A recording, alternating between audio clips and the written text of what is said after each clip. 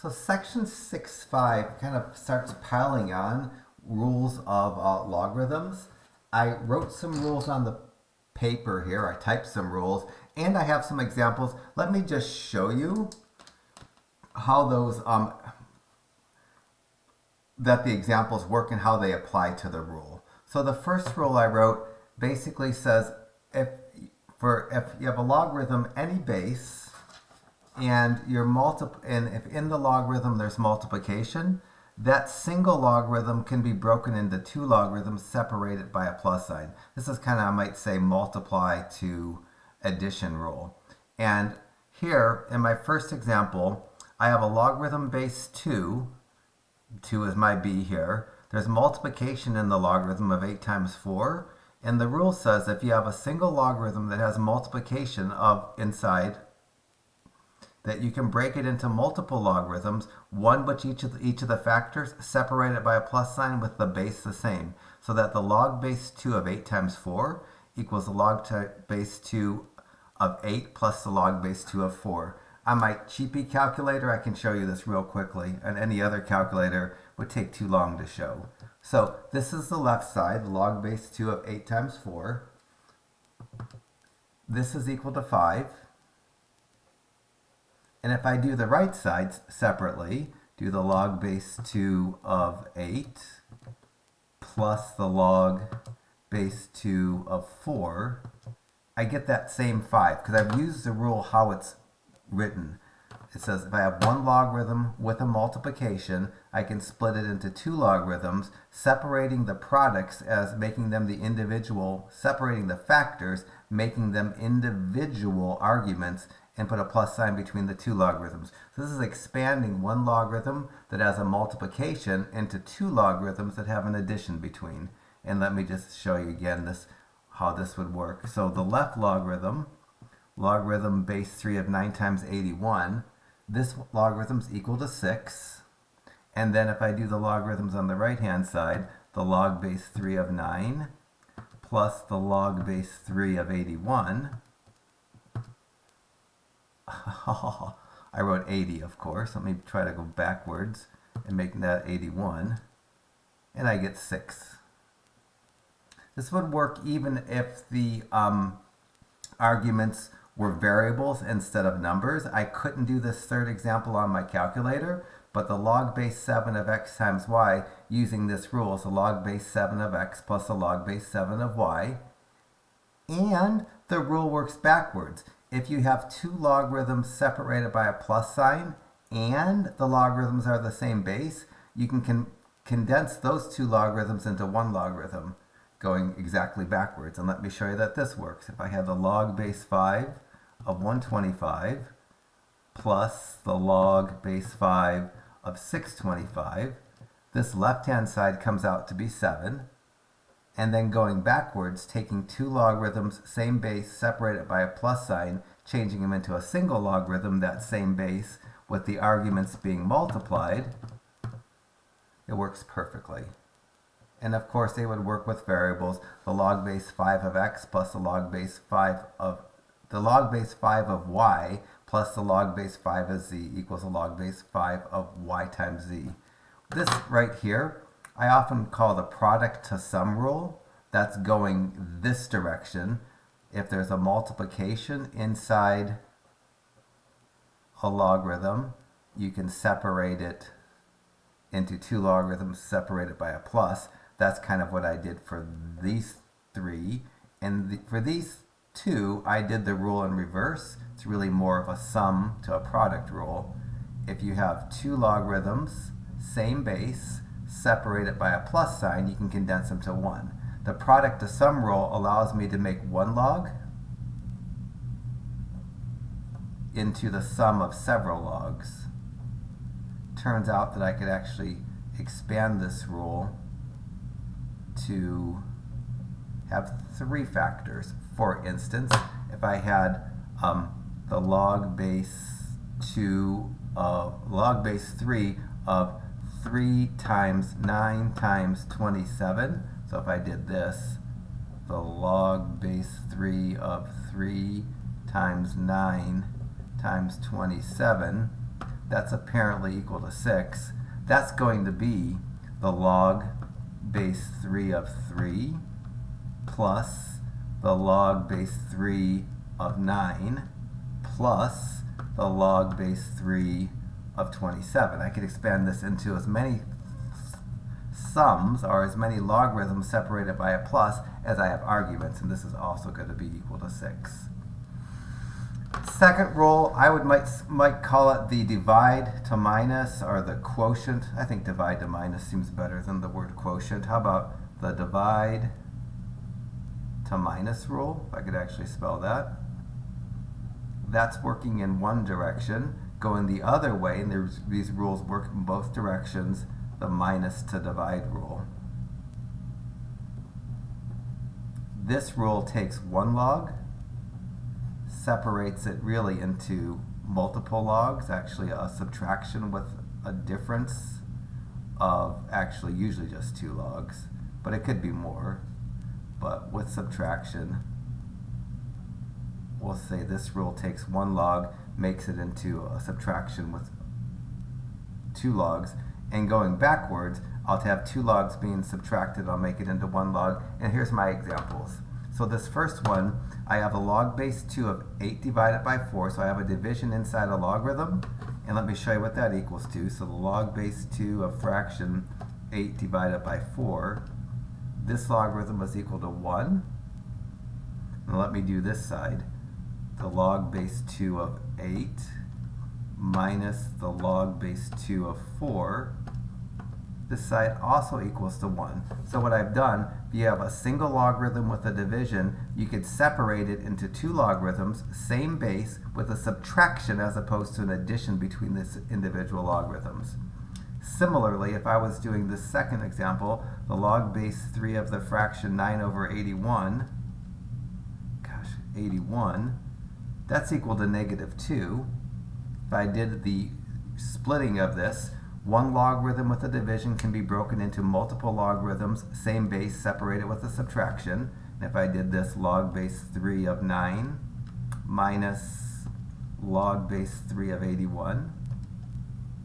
Gosh darn, I'm having a hard time typing 81. Negative 2. And of course it works with variables. Can't do those on my calculator, but one logarithm with a division can be made into multiple logarithms. The numerator of the fraction becomes the argument of the left logarithm. The denominator of the fraction becomes the argument of the right logarithm, and you get a minus between. And this rule works backwards as well. If I have 2 logs separated by a subtraction, I can make 1 log with a division, and I'll show you that this works. If I had the log base 5 of 125 minus the log base 5 of 625, I get negative 1. In this logarithm, if I did the logarithm base 5 of 125 over 625, you get negative 1. All these rules, they only work if the bases are the same. If I start having different bases, they don't work. And this rule only works if inside the single logarithm there's multiplication. This rule only works if inside the single logarithm there's division. Here's another example of working this backwards. I couldn't do this with a calculator because my calculator doesn't handle the y and z so well. But 2 logarithms separated by a subtraction or a minus sign, the logarithms are the same base. I can make the 2 logarithms into 1 logarithm by dividing, forming a fraction, dividing the arguments. Let me focus this a little bit and see if it makes any difference. Really just one more new rule that we're going to learn, that we're going to use, and then a couple of rules from the last section that I brought back up. The third rule only has 1 log, changes it to a single log, but it moves an exponent. Basically, this rule says if you have an exponent inside a logarithm, you can bring that exponent and make it a coefficient. And let me show you. These are examples of how this would work. The log base 6 of 36 to the 4th, that exponent of 4, I could bring it out front, and I'll show you that the log base 6 of 36 to the 4th, this guy is equal to 8. And let me show you this side, 4 times the log base 6 of 36. also equal to 8. Similarly, this is applying that rule. The log base 9 of 81 squared. If I have an exponent inside a logarithm, I can make that exponent a coefficient in front of the logarithm. So the log base 9 of 81 squared, well, of 81, yeah, that's fine. That logarithm is equal to 4. And then this 2 times the log base 9 of 81 is the rewrite, dragging the exponent and make it a coefficient. That's also equal to 4. I could do it with the variable, but I couldn't check this. Log base 5 of x to the 7th is 7 times log base 5 of x. And then it works backwards. If you have a coefficient, you can drag that coefficient and make it an exponent. So this rule is bidirectional. If I've given something that looks like the right side, I could turn it into the left side. If I've given something that looks like the left side, I can turn it into the right side. So if I have a coefficient, like I have in this problem, 4 times the log base 2 of 64, that's equal to 24. And if I do the log base 2 of 64 to the 4th, that's also equal to 24. And, of course, I can do it with variables. If you have a coefficient in front of a logarithm, you can make that coefficient an exponent of the argument inside the logarithm. These two rules we've already done in the last section. It says regardless of the base, the log of 1 is 0. I have all these on my calculator. I snuck an ln and a regular log in because those are common bases. Those are bases I can do nicely on my calculator. The log base 3 of 1, not that you guys are using this calculator, but if you have the newer calculator, you could do this. On this calculator, to do the log base 3 of 1, I hit my math key. I arrow up to find log base. I hit enter, and then I type the log base 3 of 1. And the log of 1 is 0 regardless of the base.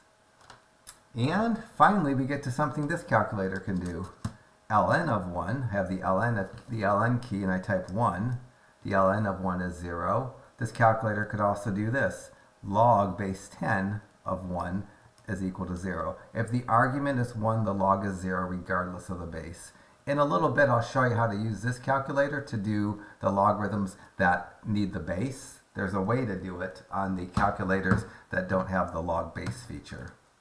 So that was a rule from the last section. This is another rule from the last section. If the base and the argument are the same, the logarithm is 1.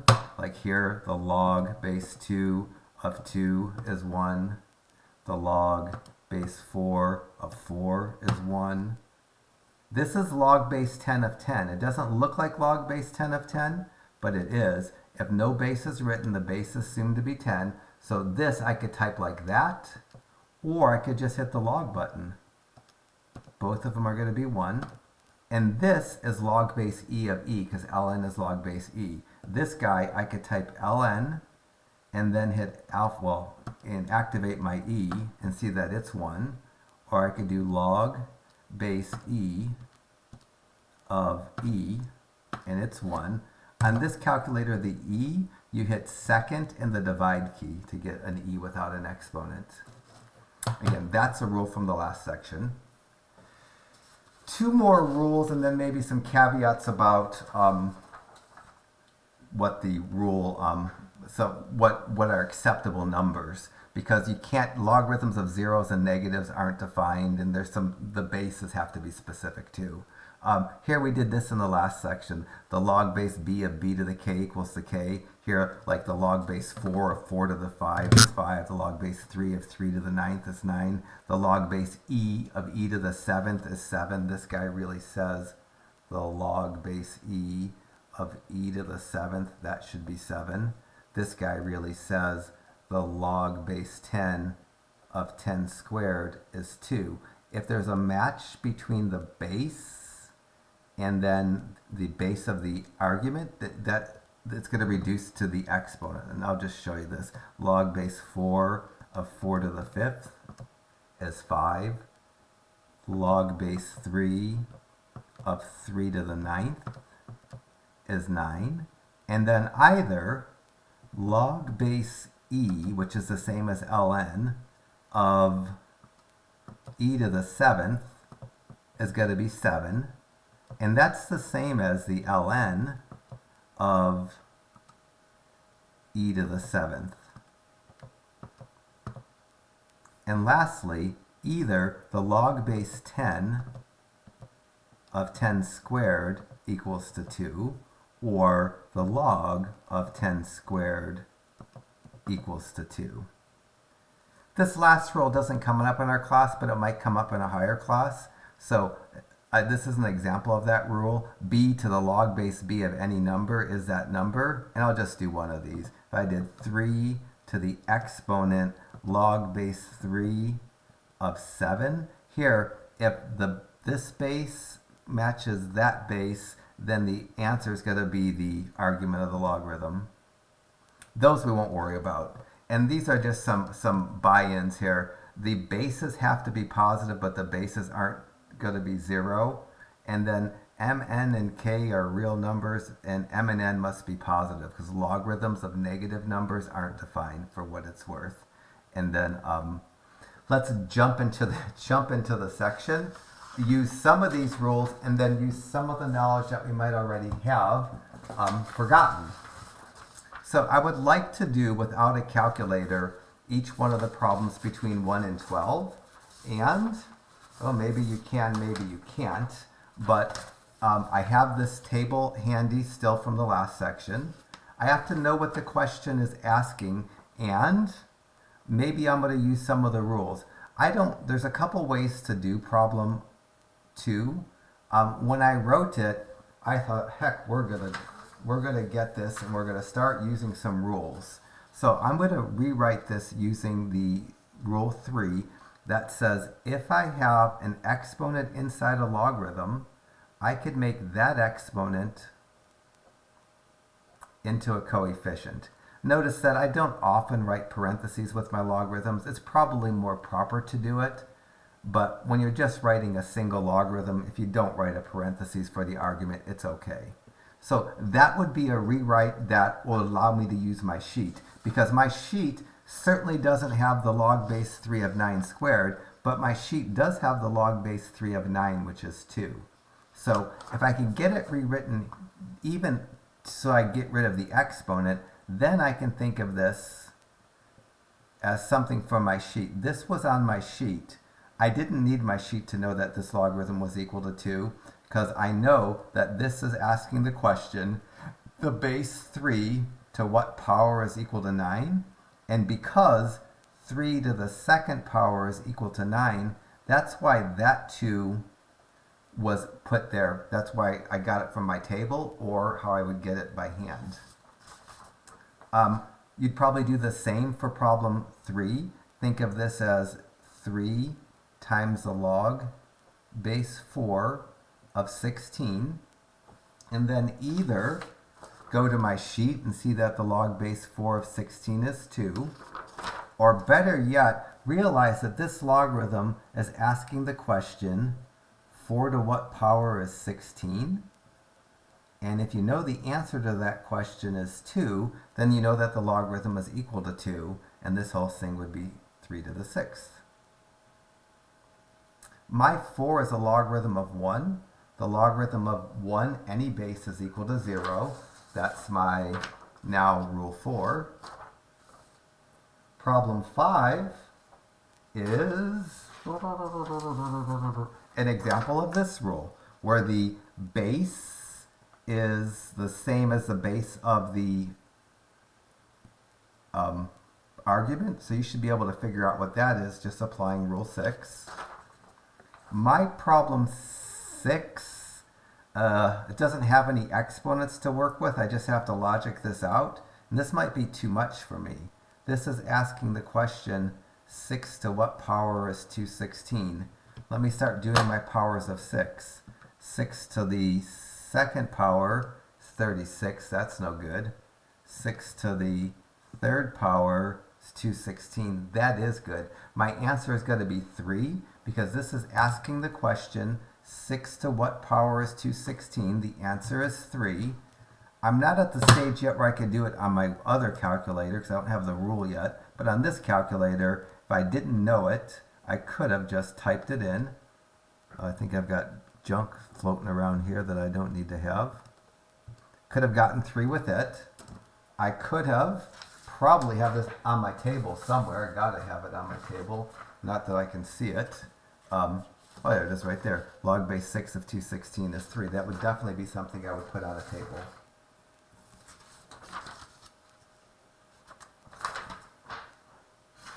My problem 8 is an application of this rule, the log base b of b to the k. Notice I snuck this problem in here because this is really, ln is the same as log base e. So this is log base e of e to the fourth. And if you have that matching between the base and the argument's base, then it's just going to equal to the exponent. So the log base e of e to the fourth is going to be 4. On this calculator, math, log base, to get the e, second and divide, and then to get the e to the fourth, second and ln, and then type 4. My thoughts would be for you to get these without a calculator and without my tables, but realistically you might need to use some of that tool. My 10, the log of 1 doesn't matter what the base is, that's equal to 0. That's the rule 4. Your problem 9 is actually an example of rule 5. I actually had it on this sheet. This is a log base e of e, because ln is shorthand for log base e.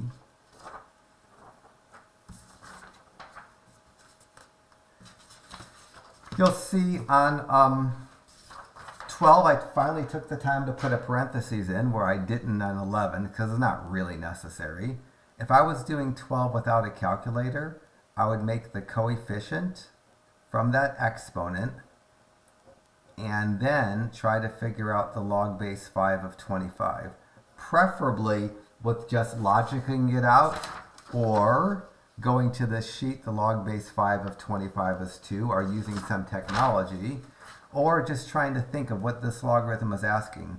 This logarithm is asking 5 to what power is 25. So the reason I saw a 2 on my sheet under the log base 5 of 25, the reason that comes out to 2 is because 2 is the power that you can raise 5 to get 25. This is going to be 4. Now we get to use the rules in an abstract way. So the problems from 13 through 24 give me a single logarithm and they want me to expand into sums and differences of logarithms, and then it says express exponents as multiplication. If you've never done a problem like this, the instructions, these instructions wouldn't tell you what to do very well, so I wrote some steps up. How do I take this logarithm and expand it into multiple logarithms? Step 1, write one logarithm with the appropriate base for each variable. So I'm going to write in problem 14 3 different logarithms. One logarithm, base 4, because the 4 is the base in this problem, for the argument of x. A second logarithm, base of 4,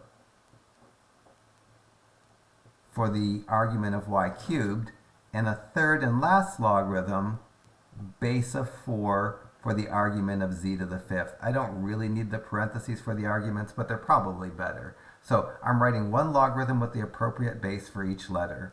So boom, in this case there were going to be 3 logarithms because there were 3 variables.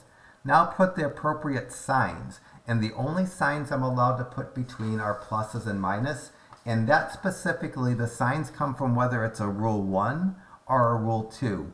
If the arguments are being multiplied, I put plus signs between. If there's a division, I put a minus sign between the logs. In my problem 14, and I'm only allowed to put plus or minus signs between because each of these are being multiplied, that's a rule 1. The sign that's going to go between my logarithms are plus. So I finished my step 1. I wrote one logarithm for each of the arguments. Finished my step 2, I put the signs between. The signs were pluses because these were using rule 1. And then there's some more stuff about division that we'll get to in a bit here. This little part doesn't apply just yet. And then Rule 3 makes each exponent a coefficient. That's using Rule 3. If I have an exponent, I can make it a coefficient. So lastly, this is going to be my rewrite. This is going to be the log base 4 of x plus 3 times the log base 4 of y plus 5 times the log base 4 of z. That's considered expanding this into a sum of logarithms, and I express my exponents as multiplication. Your 15 should look remarkably like my 14. Your 13 should look a lot like my 14, except you just have 2 logarithms. My 16 is going to be easy. I'm going to write 2 logarithms. The base is going to be b. The first logarithm is going to have an argument of x to the 4th. The second logarithm is going to have an argument of y. So I'm going to create as many logarithms as there are variables, leaving a gap between. Move on to step 2. I put signs between. I'm only allowed to use plus or minus signs. If there's multiplication, I get to use plus signs. If there's division, I have to use a minus sign. So in my problem 16, because there was the division, I need to use a minus sign. Done with step 2, move on to step 3, make each exponent a coefficient. So I'm going to make this 4 times the log base b of x minus the log base b of y. This is considered rewritten using the, this follows the instructions. I've expanded it into a difference of logarithms. The evil trick is, if you look at between my 17, your 17 and my 18, the answers can't be the same. If you're doing your problem 17, your first step is going to be to write 3 logarithms, base 2, with 1 for each variable. 1 for the variable of x, 1 for the variable of y cubed, and yet another for the variable of z squared. My problem 18, I'm also going to write 3 logarithms, all base 7, 1 for the argument of x, 1 for the argument of y, and a third for the argument of z cubed. The difference between our logarithms is I have multiplication in the denominator, you have multiplication in the numerator. And this is where this rule is going to help me, or this step is going to help me. To figure out the signs, I'm either getting a plus sign between the logarithms or minus sign between the logarithms. And this little caveat here, you put a minus sign in front of any logarithm whose variable is in the denominator, the rest gets plus signs in front, or no sign in front if it's the first logarithm. So for your problem, the only logarithm that would get a minus in front of it is the z logarithm, because that came from the denominator. My problem, both the y and the z will get minuses in front of them because they're both in the denominator. This is kind of a stretch use of my rule 2. This is kind of a simplified explanation of rule 2, but it works, and it's what we're going to do. It's what I do when I create my keys. So first I wrote 1 logarithm for each of the variables. Then I got the appropriate signs in front. Fractions are tricky. If you have fractions, only the terms that come from the denominator get minuses in front. And then you need signs between all the terms, and I'm only allowed to put plus or minus signs. The only 2 rules that allow me to expand logarithms are rule 1, which introduces plus signs, rule 2, which introduces minus signs. In your problem 17, you'd have to put a plus sign in front of the y cubed because it's from the numerator. That finishes up step 2. To do step 3, if there's any exponent, we're going to drag it out front using the 3rd rule to make it a coefficient. And I'm using these parentheses that, quite honestly, I don't usually use. If I wrote my answer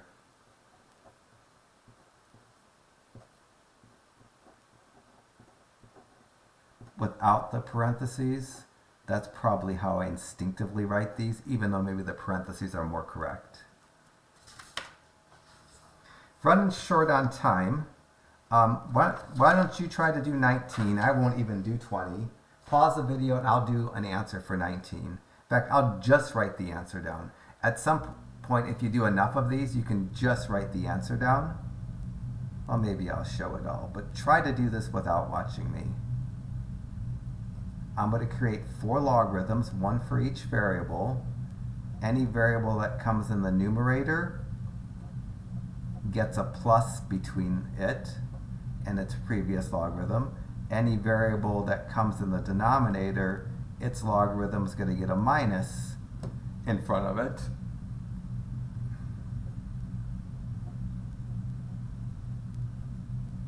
And then once you have the multiple logarithms with the correct signs between, then you can break the problem up even further or rewrite even more by bringing the coefficients out front. Well, that's not it. I'm not going to do your problem 21. That's not so interesting. I am going to do problem 23 with you because it's tricky. Because we don't do a lot with radicals. I should know that cube root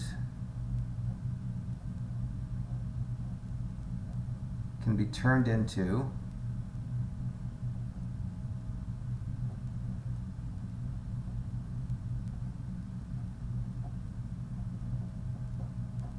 one-third powers. And we did this earlier.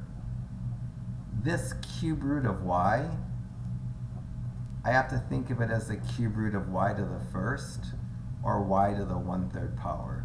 So your problem 27, your problem 23, before you could split this up, you need to get the y so it has an exponent rather than the radical sign.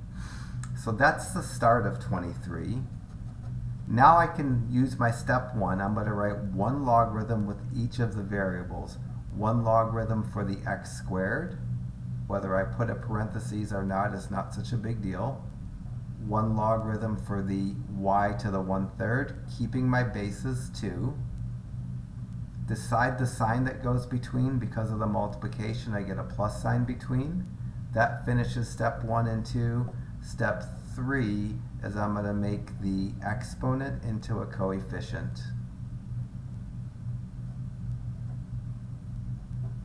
This is a little bit longer than I want it to be. We're at 33 minutes, so I'm going to stop and we'll do a part 2. Hopefully it's not that long, the part 2.